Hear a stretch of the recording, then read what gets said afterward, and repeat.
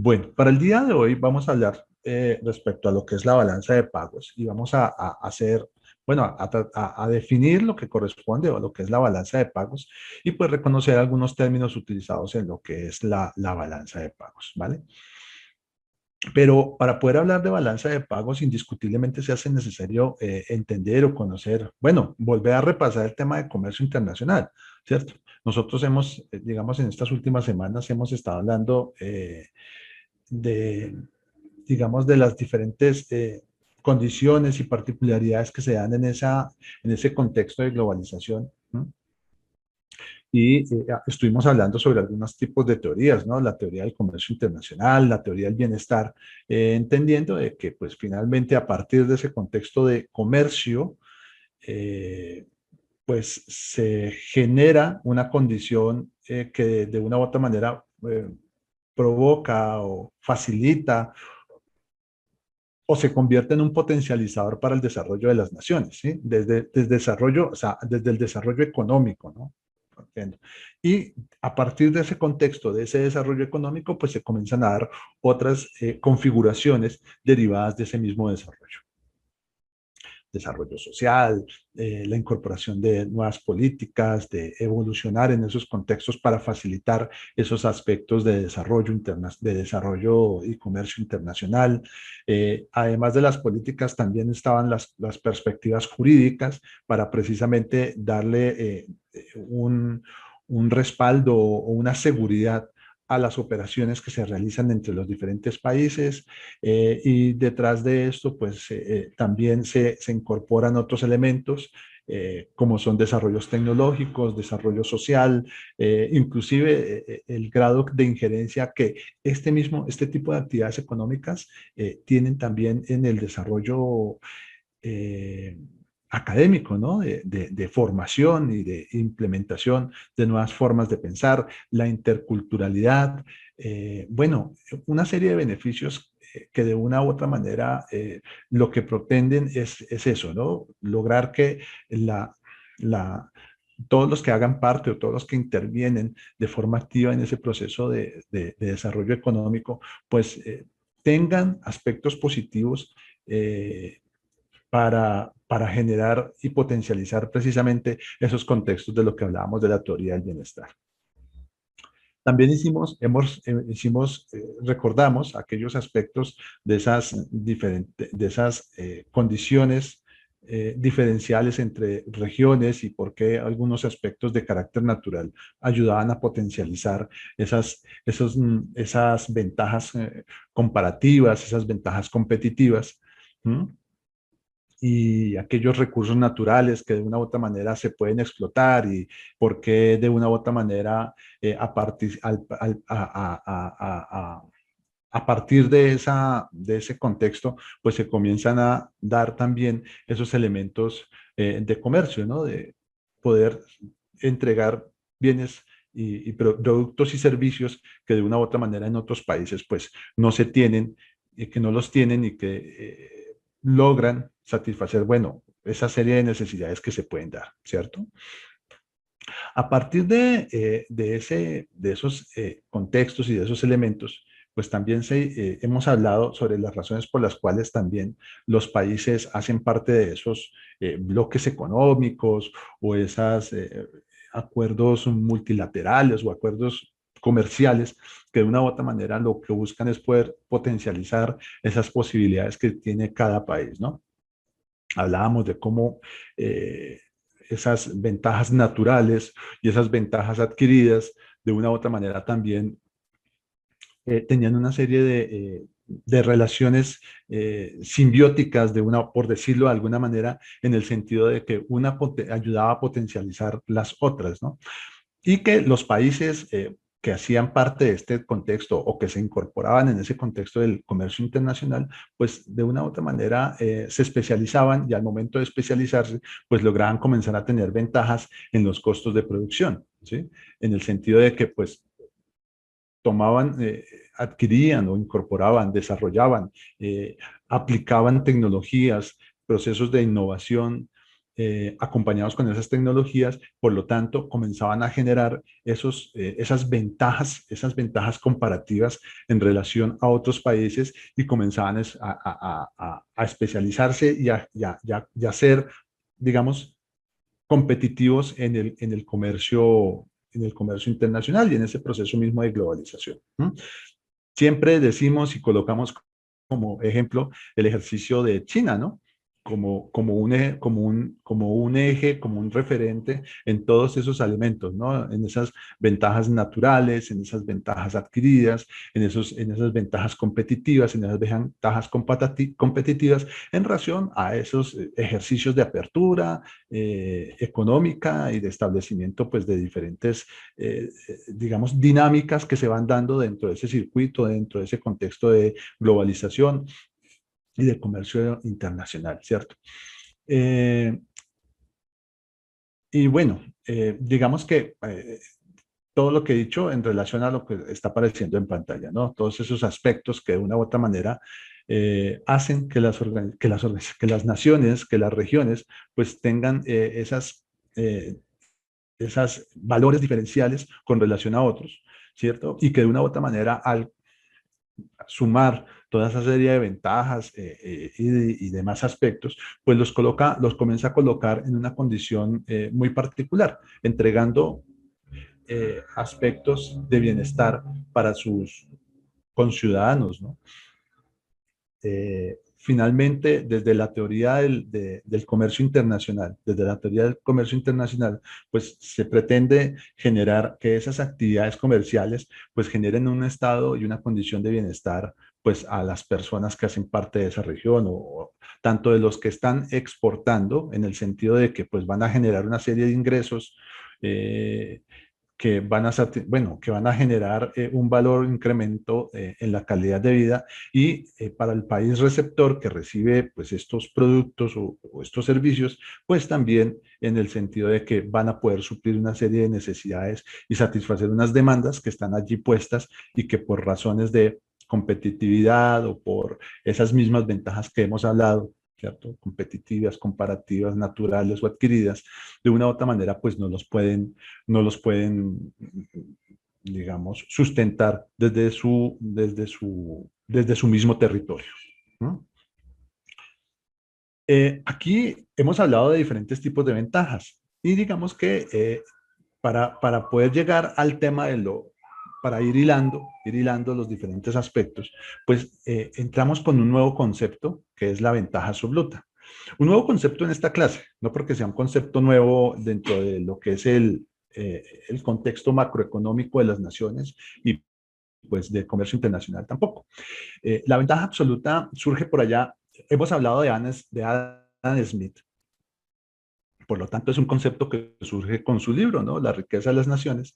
Y la ventaja absoluta para el señor Smith digamos, en aquel momento, hacía referencia a que esa ventaja absoluta que tenían las naciones era que cuando eh, se daban esos países que exportaban o tenían mejor condición de elaborar algo, de elaborar un producto, en razón a que tenían los mismos recursos o las mismas condiciones. ¿No?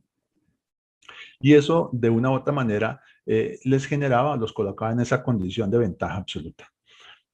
Eh, digamos que en ese orden de ideas, la teoría del señor Smith hacía referencia a que definitivamente los países o las regiones que tenían la posibilidad de tener esa ventaja competitiva o comparativa con relación a otros países, pues deberían dedicarse a hacer exclusivamente o a desarrollar actividades comerciales con las cuales realmente se pudiera potencializar esas ventajas que la región o el país tiene. Y como para tratar de explicar un poquitico el tema, vamos a colocar aquí un ejercicio muy sencillo. Voy a tratar de explicarlo con estos dos países y con estos dos productos.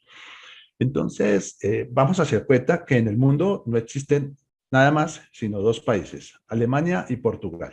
¿Ok? No hay otro contexto, no hay otras naciones. Y que en ese comercio, pues se dan dos tipos de productos, el queso y el vino. Desde esa perspectiva, entonces podemos decir que Alemania tiene ventajas absolutas, ¿sí? Con relación a Portugal en el proceso de preparación de queso, porque en una hora Alemania logra preparar 4 kilos de queso, en tanto que Portugal solamente prepara uno. Es decir, hay unos contextos de eficiencia y eficacia aquí incluidos, ¿cierto? Pero pues digamos que vamos a mirarlo desde el contexto de la ventaja. Entonces, es mucho más productivo Alemania al preparar queso que Portugal en una hora. Pero al mismo tiempo, ¿sí? Portugal tiene una condición y es que puede preparar 10 litros de vino en una hora, en tanto que Alemania solamente puede preparar 6. Desde la teoría de la ventaja absoluta, entonces, ¿qué debe hacer Alemania? ¿Cuál es la solución para ser altamente competitivo? Pues dedicarse a preparar queso, ¿sí? No hacer vino, porque pues finalmente es mucho más productivo en relación a que tiene una serie de condiciones geográficas, de tecnología, de recursos, bueno, qué sé yo, que hacen que potencialice, que genere, que tenga mayores factores de eficiencia y eficacia en relación a fabricar queso. ¿M? En relación y comparada con Portugal. ¿Y qué debe hacer Portugal desde esta perspectiva? Preparar, dedicarse y especializarse a preparar vino, ¿cierto? Dejar de hacer queso y dedicar todos sus esfuerzos a hacer vino. Desde esta perspectiva, ¿qué dice la teoría? Que si los países hacen eso, se especializan en producir esos productos con esas ventajas que tienen, pues entonces cumplirían con la demanda interna y esos excedentes, ¿sí? Porque van a tener excedentes, los podrían disponer al resto de naciones o el resto de regiones. Eh, pues digamos que desde esta perspectiva acá, en este ejercicio tan sencillo, pues estamos solamente dos naciones, pues digamos que se ve fácil, ¿no? Pero ya cuando queremos hacer la evaluación, la revisión desde ese aspecto, ya somos 194 naciones reconocidas. Bueno, el tema se pone un poco complejo. Pero desde que el asunto es que esa es como la percepción en términos clásicos de lo que se podría dar como ventaja absoluta, ¿sí? Que es finalmente el poder, el hecho de que las naciones se especialicen en lo mejor que tengan, en lo mejor que puedan hacer, ¿cierto? En identificar esas ventajas que tienen y poderlas, digamos, de una u otra manera, resaltar o explotar de mejor manera, incorporar todos sus esfuerzos y ejercicios de innovación, de tecnología y demás, volverse expertos en eso y poder satisfacer su demanda interna y su excedente, pues poderlo vender al mundo. Ese es el principio fundamental de la teoría del comercio internacional. Desde otra perspectiva, pues la ventaja comparativa es poder hacer exactamente digamos, productos, desarrollar esas mismas actividades de fabricación, ¿sí? Y de comercialización, pero a menor costo. Ventaja absoluta, tener, digamos, producir más con los mismos recursos, ¿sí? Y la ventaja comparativa es producir al menor costo. Allí, digamos que entran, digamos, muchos elementos y muchos aspectos en relación a esos tipos de ventajas con los cuales nosotros ya habíamos mencionado en las otras clases. En relación a esa situación, pues claro, algunos países o economías identifican que hay naciones que son mucho más eficientes en relación a esas, digamos, esas condiciones con las cuales ellos se pueden encontrar. Y cuando hablamos de eso, estamos haciendo referencia a que definitivamente hay países que son mucho más competitivos que otros, regiones que son mucho más competitivas que otros. Y cuando definitivamente no se tiene ni las condiciones naturales o esa ventaja natural, ¿m? porque pues desafortunadamente ese país no tiene aspectos naturales que pueda explotar de una u otra manera, ni tampoco tiene las políticas para poder generar ventajas adquiridas. Porque pues son gobiernos que son corruptos o gobiernos que son, eh, digamos, tienen modelos muy anacrónicos o modelos viejos por allá de 1800, ni siquiera de 1800, de 1300, modelos de gobiernos que son totalmente, digamos, no están en sintonía con esos procesos de desarrollo, ¿sí?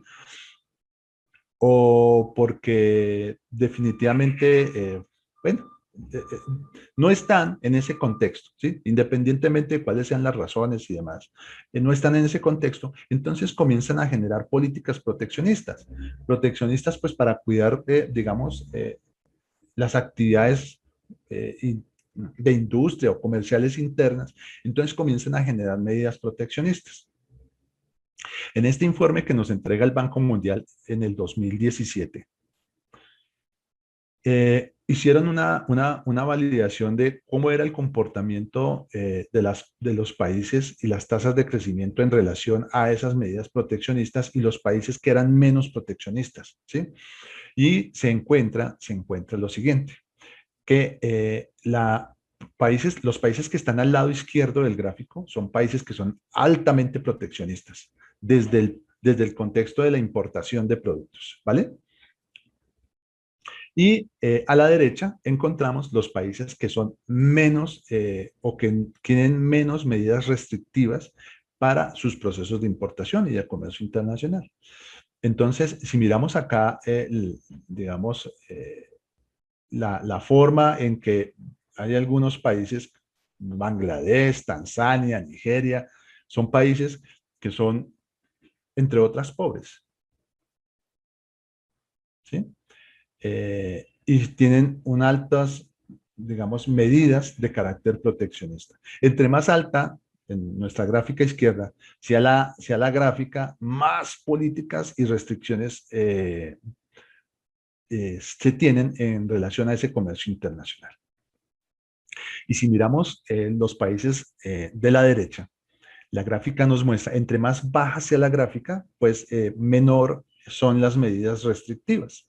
Entonces, si miramos, comenzamos a encontrar aquí una serie de, digamos, comenzamos a encontrar como respuestas, a deducir respuestas en relación a lo que acabo de mencionar. Entonces vemos, por ejemplo, que está Estados Unidos, está Japón, está China, ¿sí? Está Canadá, que son países en donde se dan, digamos, una serie de condiciones de crecimientos económicos importantes. Son países que de una u otra manera tienen condiciones y calidad de vida, pues, digamos, diferentes o mejores en relación a otros países comparativamente hablando. Y miramos y definitivamente tienen políticas que de una u otra manera son menos restrictivas. En temas de cifras, pues claro, indiscutiblemente se puede apreciar los valores eh, que se muestran, ¿cierto? En relación a ese tipo de medidas restrictivas. Bueno, entonces, pero ¿por qué lo hacen los países, no? O sea, ¿por qué finalmente se hace por qué se genera ese fenómeno de proteccionismo? Pues inicialmente por lo que les mencionaba, ¿no? Primero, pues son temas en los cuales los gobiernos de una u otra manera puede ser que no están en sintonía con lo que pasa realmente en el mundo, ¿no? Eh, Gobiernos que tienen, o bueno, sistemas más bien. Son sistemas que de una u otra manera no han podido comprender cuáles son esas dinámicas con las cuales definitivamente se tiene que estar en congruencia en ese tipo de relaciones. Y pues cuando, digamos, no se trata de, no tienen esa condición de ponerse en el contexto de carácter mundial, pues, entonces comienzan a justificar, pues, que quieren desarrollar medidas para cuidar sus industrias. Y bueno, de una u otra manera, si lo miramos, si nos vamos al recuerdo, por ejemplo, cuando se dio el tema de apertura económica en Colombia, eh, pues la infraestructura nacional no estaba preparada, los empresarios no estaban preparados, la industria nacional tampoco estaba preparada, ¿no? O sea, y, digamos, se dio esa apertura y de una u otra manera comenzó a generar pues una serie de situaciones y dinámicas bien particulares que se dieron en esa década de los 90. El país atravesó por una serie de situaciones bien complejas, bien difíciles, hasta que pues finalmente la misma industria y los mismos gobiernos comenzaban a establecer pues digamos dinámicas o estrategias para comenzar a fortalecer ese aspecto. Pero pues finalmente lo que hacen los países para generar políticas y cuidar el desarrollo, el crecimiento interno de la nación, es precisamente para poder cuidar las industrias que están creciendo. Pues también poder combatir el déficit interno. Y eso lo hacen a través de diferentes estrategias, de diferentes herramientas con las cuales, digamos, se generan esas políticas proteccionistas. Una son los aranceles, ¿sí? Entonces es colocar impuestos a esos productos que van a ingresar, que vienen de otros países, y pues a partir de ese impuesto, pues se pretende, se provoca, es desincentivar ese ingreso de esa mercancía, ¿vale? El otro son cuotas de importación, es decir, establecer durante ciertos periodos de tiempo un máximo de importación de un producto X. Entonces, un gobierno puede decir, bueno, de zapatos, de la industria del calzado, solamente vamos a permitir tantos millones de dólares en importaciones. Eso pues se puede dar, ¿sí? Claro que se da. Subvenciones o subsidios a la exportación.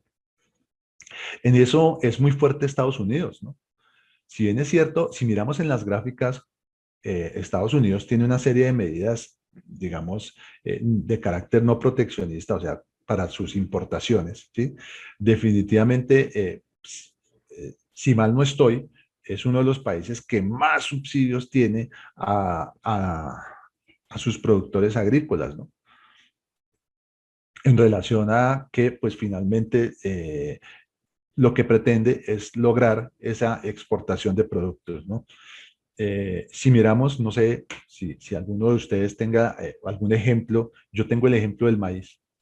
Es más barato realmente traer o comprar maíz importado que comprar el mismo país nacional, en el país nacional, sí, el maíz que se produce aquí en el territorio nacional.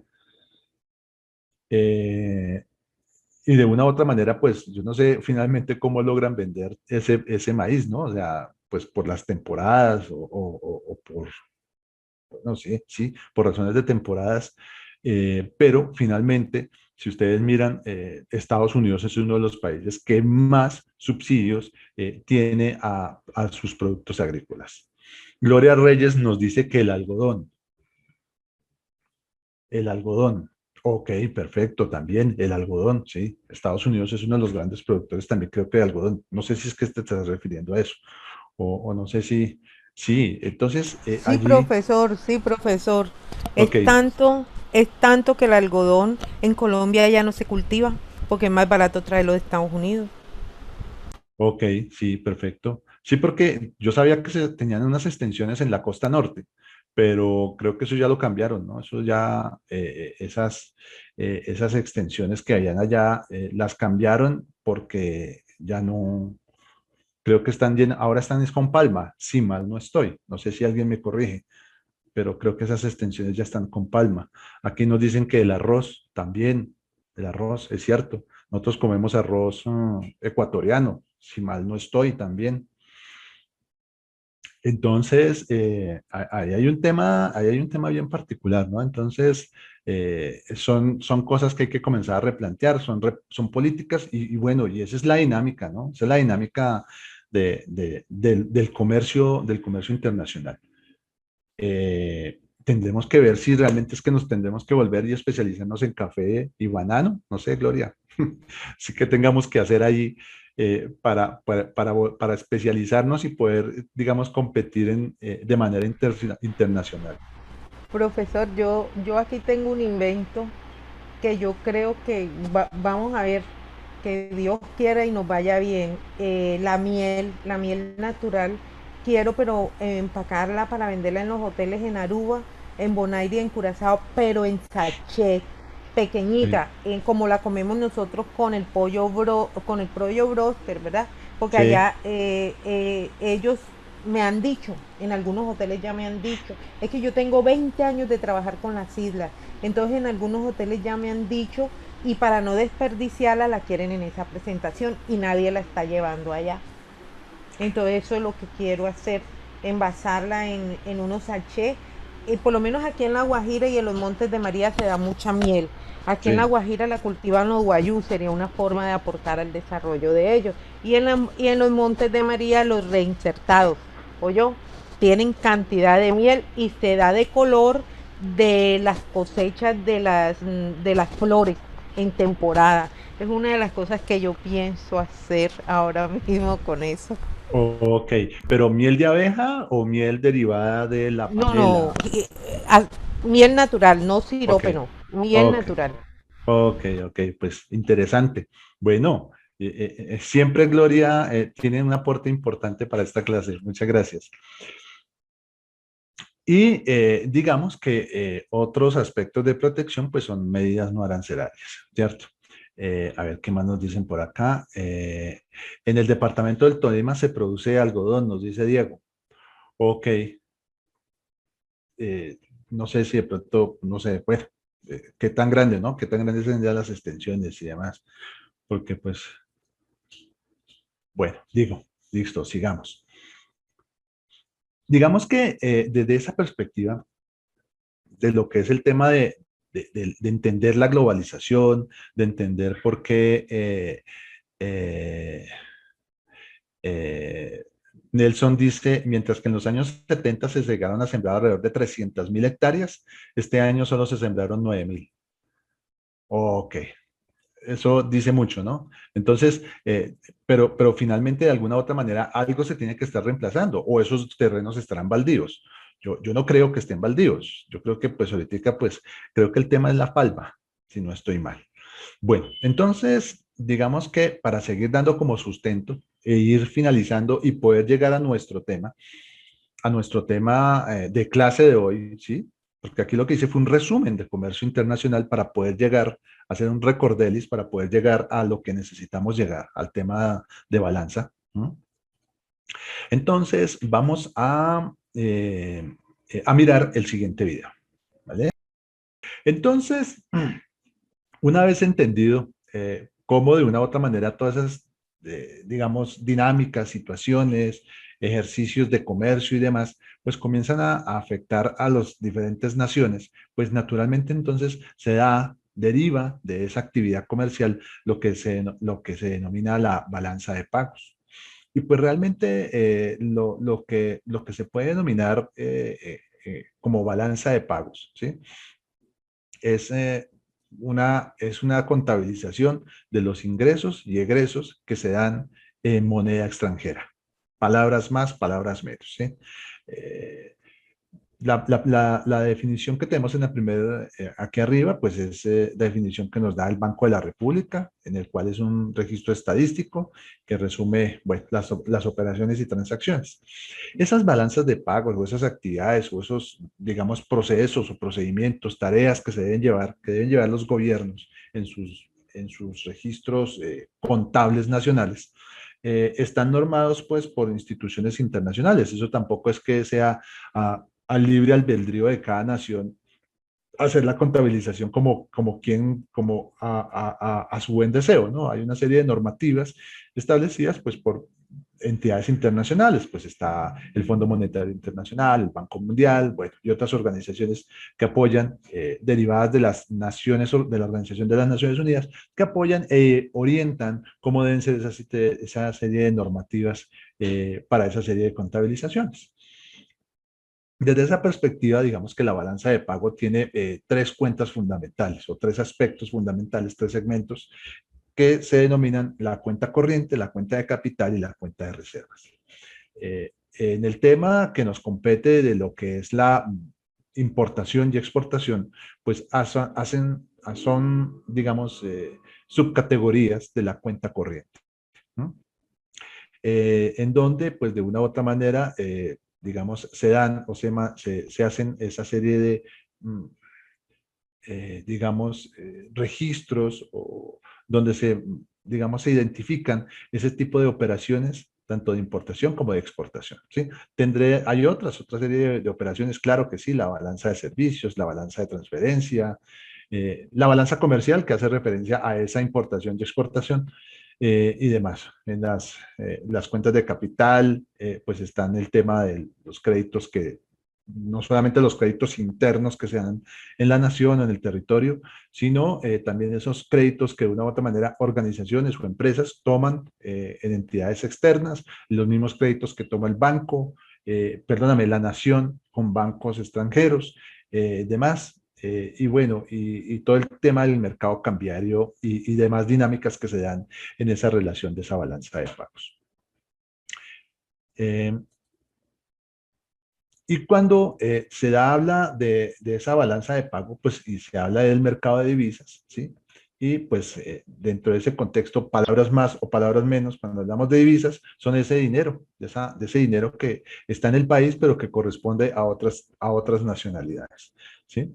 Y pues de una u otra manera se generan también esas dinámicas que son normales y que nosotros a veces escuchamos ahí en las noticias o en los diarios, en los cuales comienzan a hablar de que el incremento del dólar, la tasa de cambio de tal cosa, y comienzan a hablar de las estadísticas y de los fenómenos que se dan en relación a esos aspectos derivados de ese tipo de comercio, perdón, de actividad que es derivada de,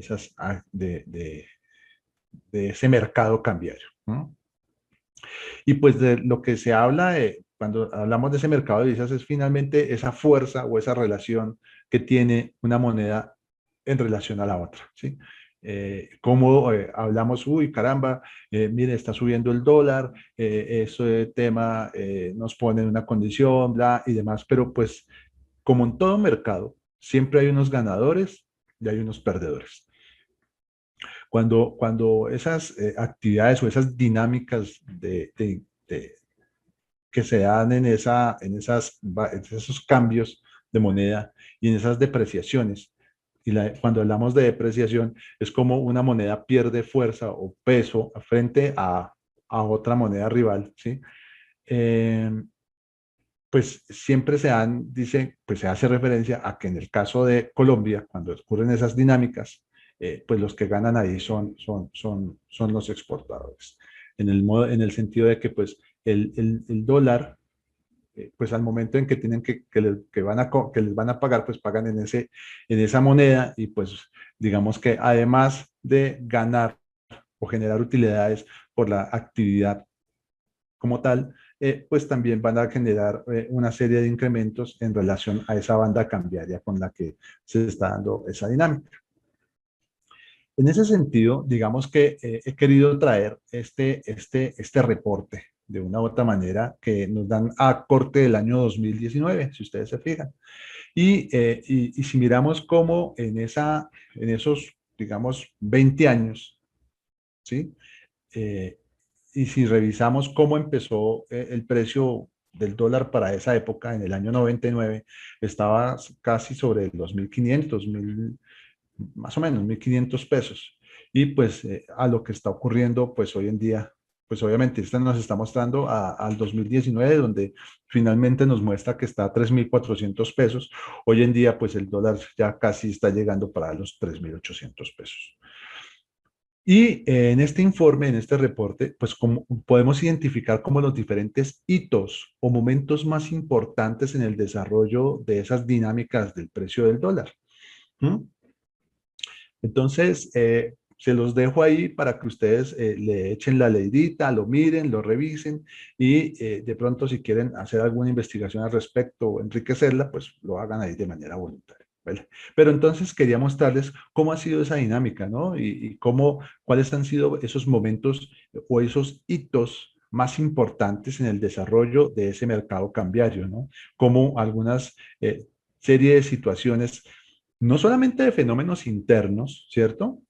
O de fenómenos que tengan que ocurrir con los Estados Unidos, hacen o nos generan variación en esas dinámicas, sino que en ese contexto de globalización, de comercio internacional, situaciones que a veces, o situaciones de carácter político o de carácter o de esa misma dinámica económica hacen que se generen esa serie de fluctuaciones y de una u otra manera pues también afectan esas relaciones de manera local, ¿no? O sea que a veces lo que pasa en el exterior de una u otra manera afecta en lo local.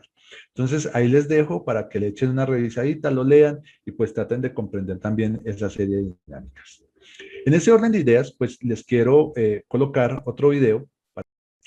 Bueno, entonces, desde esa perspectiva, ya entendiendo cuáles son esos, por qué ocurre y cómo se da, digamos que hay unas razones por las cuales una nación llega a tener moneda de otras naciones, de otros lugares. Y pues las razones por las cuales se ofertan esos dólares, pues pueden ser por ese tema, por las exportaciones, porque pues finalmente al momento de vender los productos, pues finalmente van a tener que recibir esos dólares y demás. Otra razón es con el tema de los turistas, ¿no? Vienen turistas y pues necesitan cambiar a moneda local, ¿sí? Pues necesitan cambiar esos dólares, por lo tanto, esos dólares pues quedan ahí en el mercado. O cuando se dan esas entradas de capitales financieros, cuando hay temas de inversión o cuando hay temas de préstamos, cuando hay temas, básicamente pues esos dos, ¿no? Por la entrada y la venta, por la entrada de capitales, de nuevas inversiones que hacen empresas que quieren venir a hacer inversión en Colombia, entonces pues tendrán que traer un capital y por lo tanto ese capital pues queda ahí, se da esa oferta de esos billetes. Las razones para demandar, pues cuando se dan esas importaciones, porque pues finalmente se hacen esas compras, se hacen esas importaciones y pues se tendrán que hacer esos pagos, ¿sí? Cuando salen los turistas, o sea, cuando salen colombianos al extranjero, ¿sí? Pues tendrán que demandar o comprar dólares para poder llevar a cabo, digamos, esas actividades de turismo en otros lados. Y cuando finalmente también salen esos capitales financieros, no necesariamente porque se vayan las empresas, ¿sí?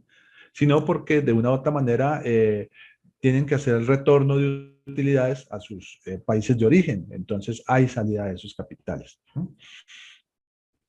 Y otros a manera de especulación con medios de inversión.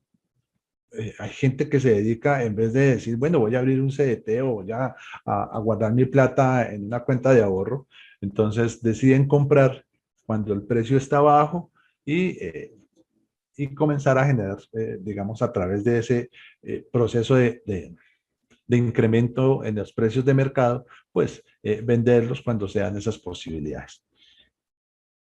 Bueno, dentro de esos aspectos y demás, pues digamos que se hablan de que hay diferentes tipos de fijación en la tasa de cambio, ¿sí? Hay unas que son de carácter flexible, en las cuales los gobiernos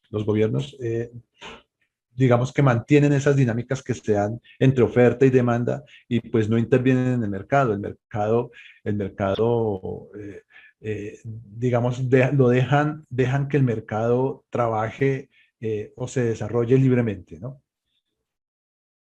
Otra que es un tipo de cambio fijo en los cuales el Banco Central pues va a establecer el valor, ¿sí? De ese valor de esa moneda y pues digamos que ya allí, eh, si hay una intervención, pues es cuando definitivamente está pasando de esos límites.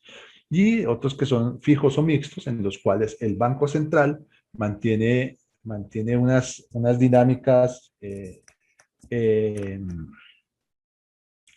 digamos, tiene unas dinámicas en las cuales el mercado fluctuará y ahí, dependiendo de lo que esté sucediendo, pues hará algún tipo de intervención, bien sea ofertando dólares o comprando para poder mantener como ese precio estable, ¿no? Y siempre se habla de un techo y de un piso en esa perspectiva. Bueno, estudiantes. En ese orden de ideas, digamos que no sé si alguien quiere hacer alguna aporte antes de que que finalicemos nuestra clase.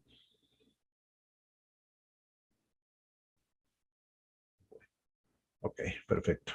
Entonces,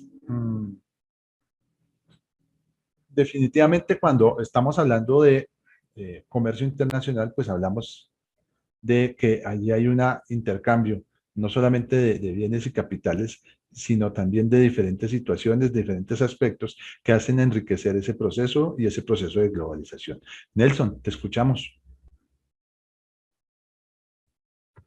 Sí, profe, no me quedó muy claro lo que mencionaba de cuáles son los sistemas de fijación de los tipos de cambio. Se me escapó ahí ese pedacito, no lo pude captar bien.